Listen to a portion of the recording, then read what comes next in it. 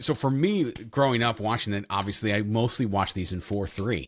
So Yes. I have this whole aspect of what it looks like. You know, we got them from TV and it's cropped out.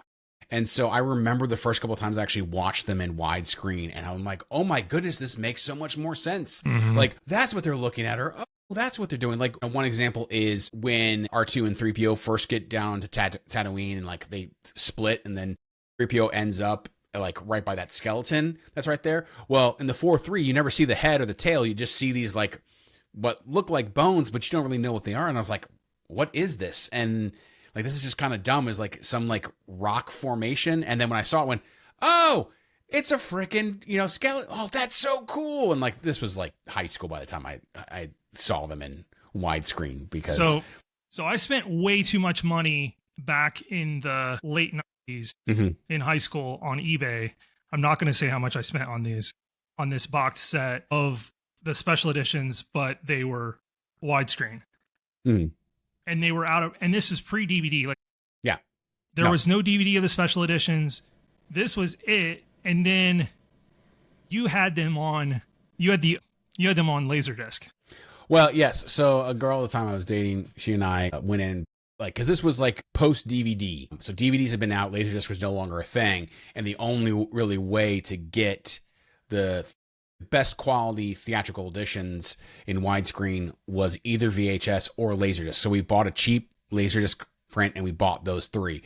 Unfortunately, those did not go with me in the split. However, I bought the second release of the Star Wars DVDs. Not the first one that came out, the second one, because the second one it was like an extra disc for each of them or something that had the Laserdisc print on it. And so so it was a theatrical edition. So it was DVD with the only problem was at the time those things were not anamorphic, and so it did not fill the screen like it should have, and it was a pain. But there was ways of digitizing it and putting it up on Plex, and it actually did then make it anamorphic, which was fantastic. But yeah, but I ended up getting the Despecialized editions and watched them. Yeah, the very not legal gray area. We need to cut that.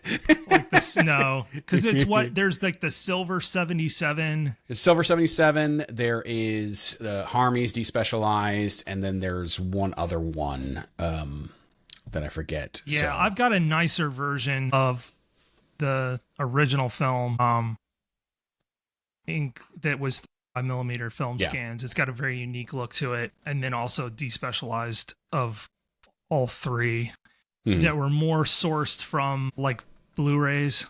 Yeah, and then cut out the different parts or whatever. Yeah, it's very gray, but I'm hearing Disney has heard us and is going to go ahead and re-release these bad boys.